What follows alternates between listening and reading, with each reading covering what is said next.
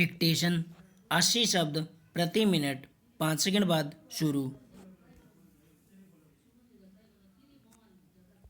शुरू। भारत शुरू से ही वसुदेव कुटुंबकम अर्थात संपूर्ण जगत एक परिवार है के सिद्धांत का प्रतिपादन करता हुआ विश्व को प्रेम और शांति का संदेश देता रहा है।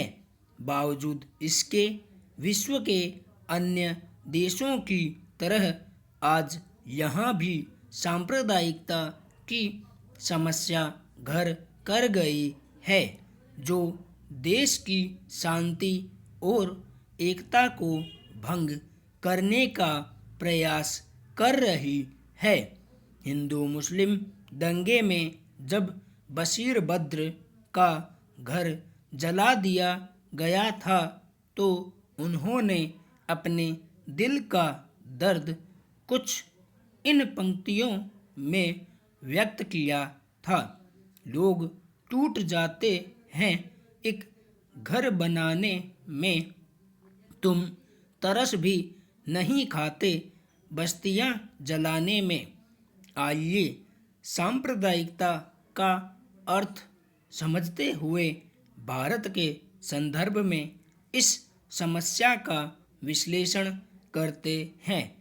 यदि एक हिंदू गर्व से कहता है कि वह हिंदू है, तो क्या यह सांप्रदायिकता है?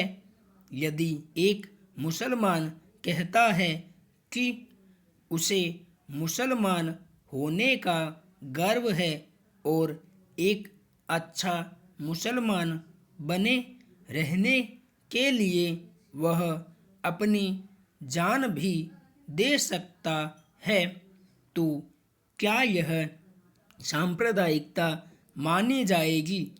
जब एक अल्पसंख्यक समुदाय को लगता है कि उसका कई दशकों से अन्यायपूर्ण दमन के साथ शोषण हो रहा है और प्रतिक्रिया स्वरूप वह तीव्र विरोध करता है, तो क्या यह सांप्रदायिकता कही जा सकती है?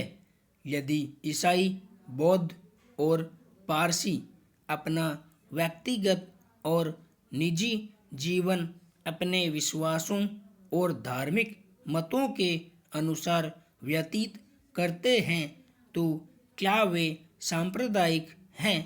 ऐसे अनेक प्रश्न हैं जो हमें सांप्रदायिकता की सुस्पष्ट परिभाषा ढूंढने के लिए विवश करते हैं। प्रसिद्ध इतिहासकार प्रोफेसर विपिन चंद्र ने सांप्रदायिकता को स्पष्ट करते हुए इसके 3 चरणों की व्याख्या प्रस्तुत की है। उनका मानना है कि प्रथम चरण के अंतर्गत किसी समुदाय या समूह विशेष के सदस्य अपने समूह से संबंधित हितों की पहचान करते हैं।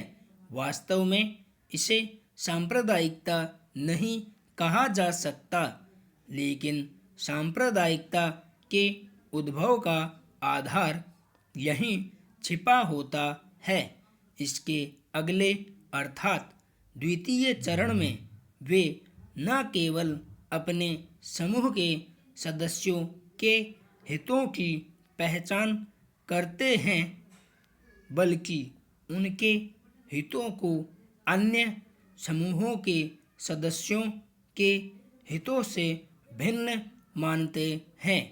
प्रोफेसर विपिन चंद्र का मानना है कि वास्तव में यह सांप्रदायिकता है जहां समूह विशेष के सदस्यों के हित समाज के अन्य समूहों के सदस्यों के हितों से भिन्न लगते हैं, लेकिन यह भिन्नता उग्र रूप तब धारण कर लेती है जब किसी समूह या समुदाय विशेष के सदस्यों को अपने हित अन्य समूहों या समुदायों के सदस्यों की तुलना में न केवल भिन्न लगते हैं बल्कि विपरीत भी लगने लगते हैं।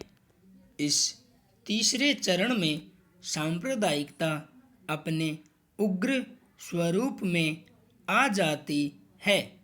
समूह या समुदाय विशेष के सदस्यों को समाज के अन्य सदस्यों के हित विरोधी लगते हैं। यही हितों का संघर्ष प्रारंभ होता है जो समूहों या समुदायों के आपसी संघर्ष में परिवर्तित हो जाता है। वास्तव में सांप्रदायिकता एक विचारधारा है जो बताती है कि समाज धार्मिक समुदायों में विभाजित है जिनके हित एक दूसरे से भिन्न है और कभी-कभी उनमें पारस्परिक उग्र विरोध भी होता है। सांप्रदायिकता का अंग्रेजी पर्याय कम्युनलिज्म है। कम्युनलिज्म अपने मूल शब्द कम्यून से उत्पन्न हुआ है जिसका शाब्दिक अर्थ मिलजुल कर भाईचारे के साथ रहना है, लेकिन इतिहास की कुछ उन विशिष्ट अवधारणाओं में सांप्रदायिकता भी शामिल है जो अपना वास्तविक अर्थ अपने मूल अर्थ से भिन्न रखती है। संपूर्ण विराम।